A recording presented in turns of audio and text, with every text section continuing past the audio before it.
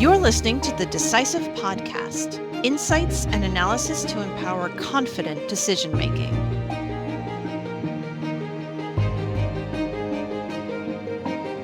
Welcome to another episode of the Decisive Podcast. I'm your host, Kristen Hallam. In this episode, I'm joined by Ben Herzon, the co-head of U.S. economics at S&P Global Market Intelligence. Welcome to the Decisive Podcast, Ben. I'm especially grateful you made the time to speak with me days before you're speaking at the annual meeting of the National Association for Business Economists in Philadelphia. Yeah, it's my pleasure. So now we are obviously going to be talking about the U.S. economy, but I'd like to start by discussing how you approach your forecasting, which I believe you're in the middle of right now. So when you're looking at economic data, incorporating it into your forecast, how do you strip out the signal from the noise, and how do you know which is which? Right. Well, sometimes it's hard to know for sure, but the first thing that we do is we just look at the data. A leading candidate for noise is a large and sudden change in some economic variable. So when we see something like that, what we'll typically do is we'll dig into the details of the data. We'll find out what drove the large change. And sometimes the explanation just jumps out at you when you see what caused the large change. And sometimes it requires a call into the government agency that released the data, and we say, hey, I saw this big jump in this data series. What happened there? And sometimes they can share what happened and sometimes they can't, but oftentimes there's a story. And so once we know what drove the data, then we usually know whether it's noise or signal. It's sort of a two-step process. One is just taking a look at the data, observing what looks like noise, which are leading candidates for noise, investigate it, find out what it is, and just make a call. Another way that we can strip out the noise from the signal is we have models that tell us what the data should be. We have ideas of what drives the economic data, and if those drivers suggest that the data shouldn't have increased and the data increased, then that tells us, well, maybe there could be something else driving the data that's not noise. But it kind of gives us a clue that, if a data series deviates a lot from what its drivers suggest it should be, that gives us a hint that it could be noise. Yeah, the way you described calling into the agencies and just kind of questioning why things are the way they are, it almost reminded me of journalism. As a former journalist, that's the kind of thing that reporters do to make sure that the facts are what they seem, and maybe get a little bit deeper into why they seem that way. So very similar. Yeah, interesting. Yeah. So how do you manage the difference between the public data that you get from government agencies and our proprietary data that we use? Yeah, so the public data and the proprietary data that we produce and use are all trying to get at the same sort of economic phenomena, but they're different data sources. And they often give slightly different signals. Now, the public data from government agencies are the data that feed into for example, the calculation of GDP or the calculation of consumer price inflation. But at the end of the day, it's those public data, since they're by virtue of being the official data, are the ones that will ultimately inform the broad economic statistics that we're all interested in. But having said that, take, for example, our PMI data.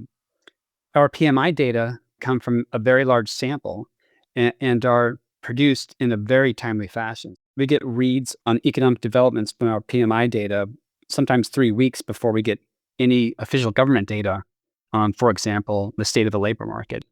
So the way that we manage the difference is we accept that there will be differences in our proprietary data and the public data, but accounting for those differences, we see our data much sooner than we see the public data. So we typically have a heads up on what to expect.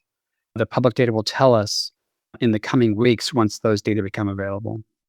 Yeah, I'm glad you mentioned the PMI data there, our Purchasing Managers Index data. We do have a regular podcast with our PMI team of economists. So this podcast audience is pretty familiar with the PMI.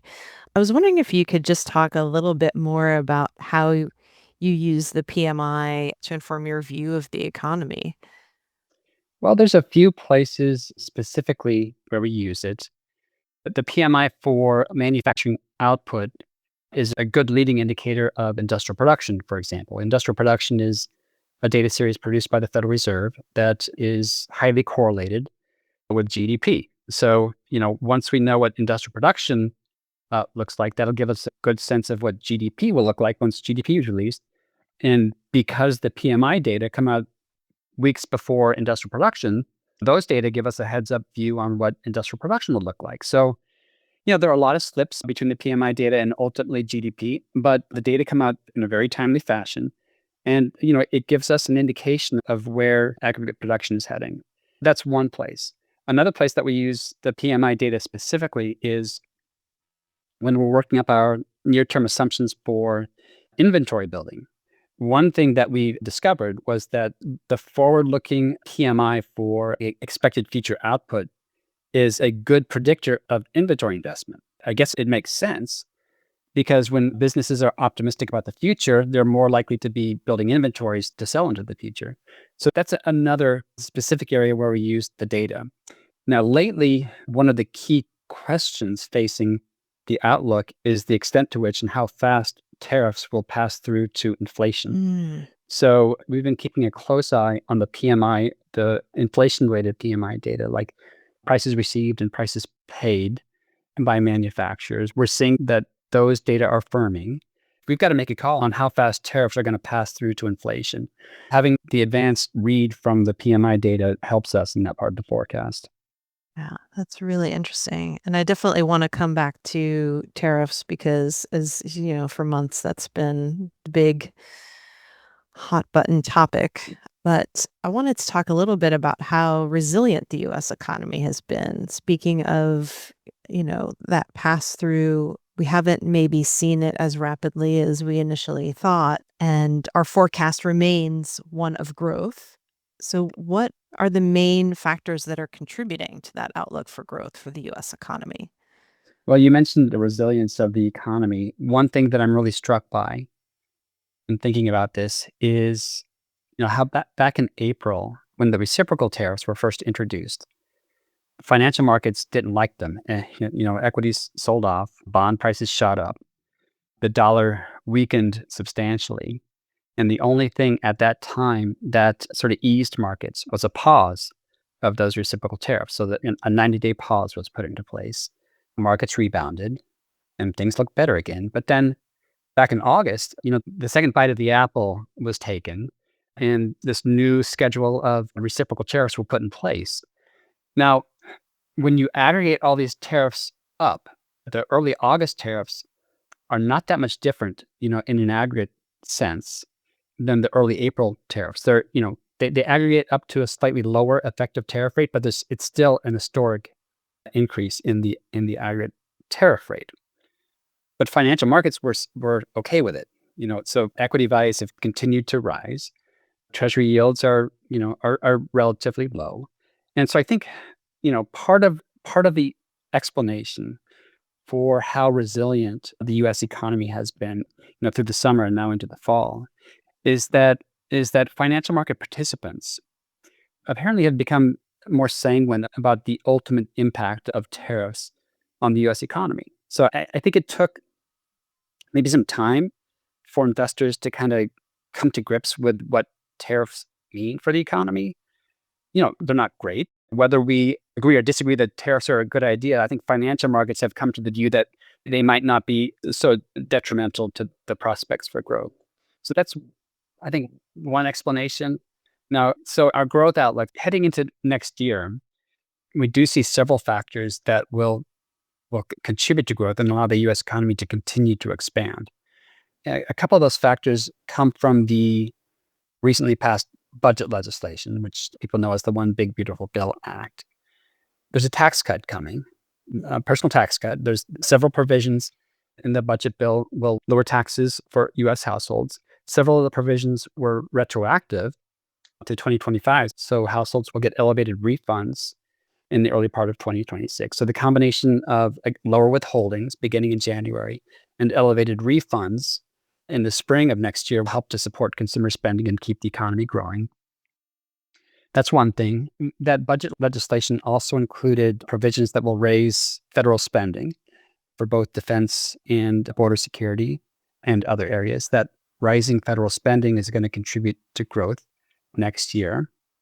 Another factor that I think will support growth into next year is our view that in the aggregate, inventories are somewhat underbuilt at this point, and we do think that businesses are going to want to build inventories into 2026 to bring them back to optimal levels. So just making up for broad inventory depletions over the last couple of years will contribute to growth going forward. And finally, you know, the inclusive of tariff import price is high. It's rising and it's high. It's going to remain elevated.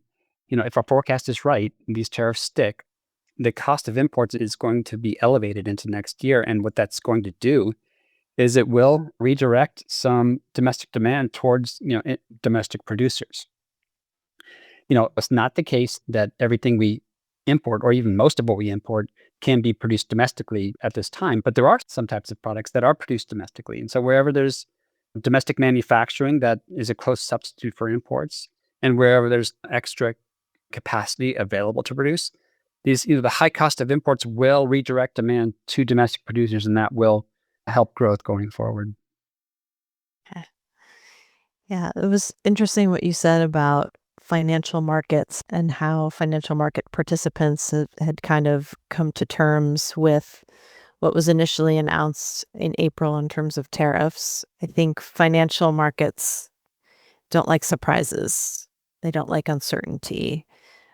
With the 90-day pause and the tariffs, as you said, coming pretty close to what had been announced in April in the aggregate, less of a surprise, less uncertain than it was in April. So I can see how that would make a big difference there. The federal spending that you talked about, I assume that some of that is going to be supported by the tariff revenue that will be coming into the government and the tax cuts as well. Some of the financing for that, the funding for that would be reliant on the tariff revenue coming in. Is that right?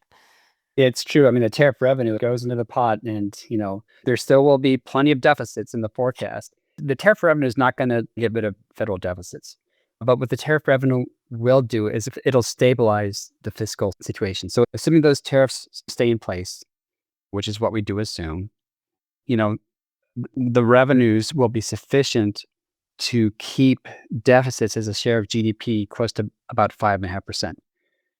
It's not great.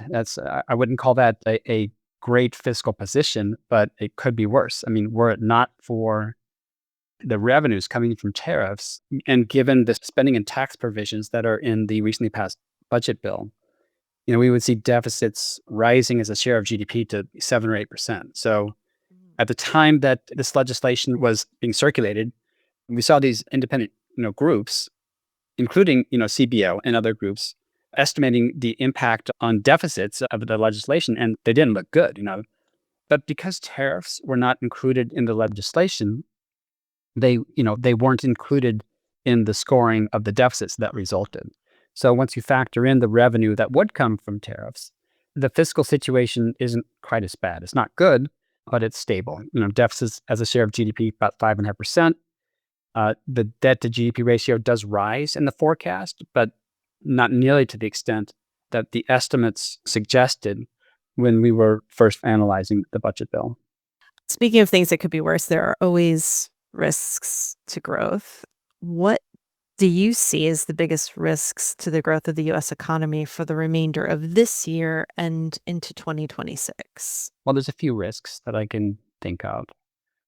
One is, the tariffs that are in place now, we think are pretty close to all of the tariffs that we will ultimately see. We do expect a few more sector-specific tariffs to come online later this year. But in the aggregate, those tariffs won't raise the effective tariff rate much more than what we're seeing right now. Now, this also assumes that the reciprocal tariffs that are in place stay at those current levels. Now, there's a risk that tariffs could be higher.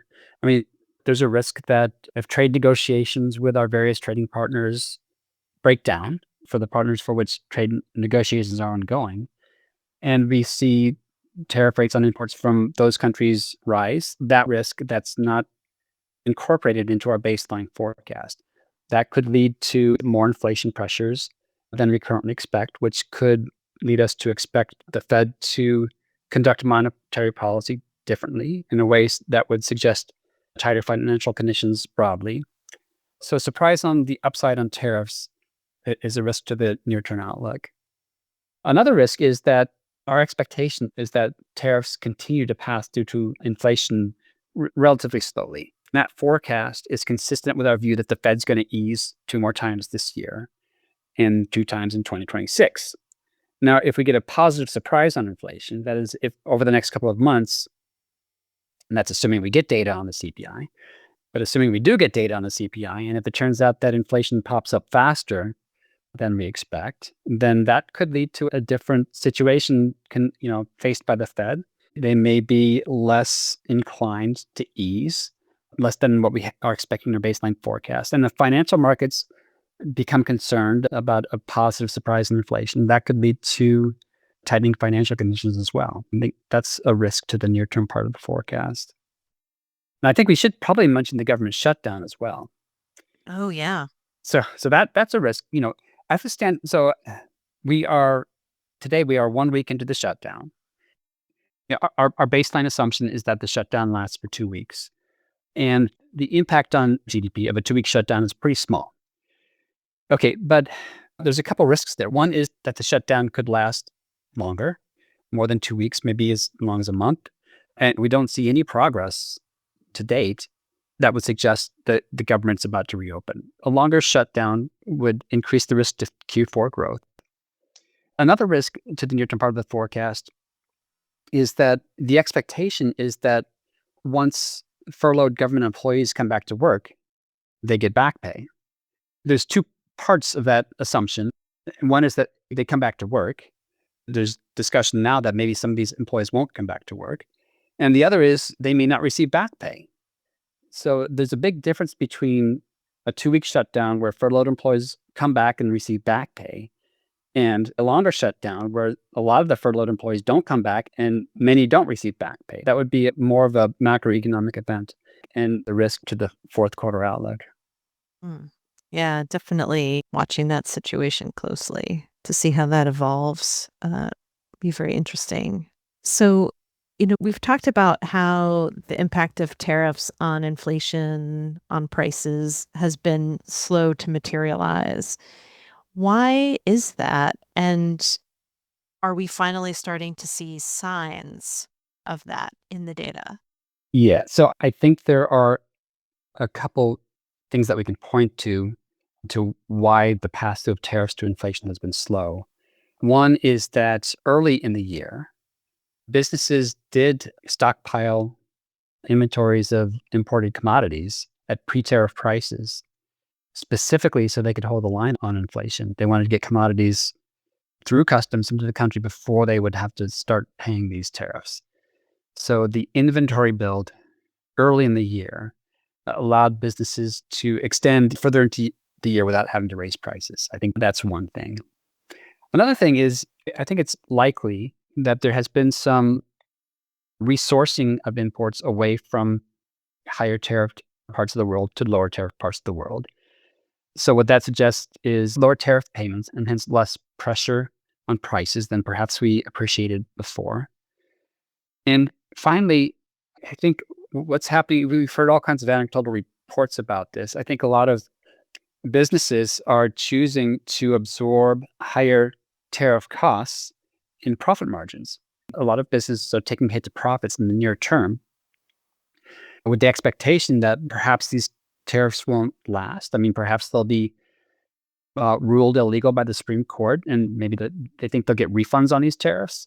But in any event, I think what's happening is a big part of the story for the slow pass-through of tariffs to inflation is that businesses are taking a hit to profits in the near term with the expectation that they may not have to pay tariffs down the road. If it turns out that these tariffs stick and they're found legal, and even if they're found illegal, and other tariffs come into place to replace them, at some point, businesses are going to have to pass on these higher expenses to prices unless they want to permanently operate as a low margin business, which is not our expectation.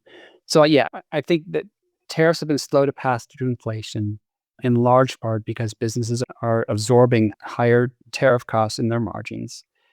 They had inventories on hand so they could hold the line on inflation. And where they can, they're finding imports from lower tariff sources. So dynamic supply chains, and then businesses taking at least a temporary hit. We'll see how the shareholders feel about that over the longer term as things go on. So I wanted to pivot a little bit and talk about how you and the team use scenarios in your research.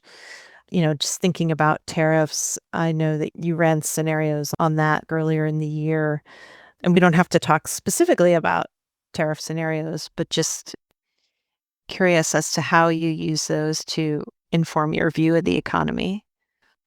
I think, yeah, the way we use scenarios is, once a month we issue our baseline forecast. And in that forecast, we have to take a stand on various parameters that are really hard to take a stand on. Like, how high will tariffs go? Well, it's really hard to say, but we have to put something in the forecast, right? So we take our best guess, our best informed judgment about where tariff rates will eventually settle, and we put that in our baseline forecast. But we accept that there's uncertainty around some of these key assumptions. So in addition to our baseline forecast, we'll also issue scenarios. We'll issue an optimistic scenario and a pessimistic scenario so that, the optimistic scenario would include assumptions about tariffs tariffs don't rise as much in the forecast as they do in our baseline forecast. And in that optimistic scenario, there's other policy parameters that we assume are less restrictive than in our baseline forecast. And we do something similar on the opposite side in a pessimistic scenario. And so really the way we use the scenario analysis is we use it to sort of bracket the outcome, like whether we're talking about GDP, interest rates, inflation. We want our clients to not only have our view of what the most likely outcome is for these key macroeconomic variables, but we also want them to have a range of outcomes that's driven by sort of uncertainty around the key parameters that drive the forecast. Yeah, certainly 2025 has been a year of uncertainty in many regards. So good to have that scenario capability for sure. Indeed. Yeah. So we've come to the end of our time. Any final thoughts or key takeaways for our listeners, Ben? I feel that 2025 has been a year of uncertainty. It's presented a lot of challenges to the forecast, but I'm optimistic about the growth outlook. But I'm also optimistic that the big part of the uncertainty is behind us. The tariff policy seems to have settled in. We've got a pretty good view of it now. I think we have a pretty good handle on what the outlook for Fed policy is. Markets seem to have settled down. So I think the worst is behind us, his famous last words. But I think, at least from a forecasting perspective, we're in a much better place now than we were earlier this year. All right. Well, thank you so much, Ben, for taking the time to share your insights with us on the Decisive. Look forward to having you back in the near future. Sounds good. It's my pleasure. Thank you for listening to the Decisive Podcast from S&P Global. Please subscribe and join us for next week's episode. Until then, stay curious and stay informed.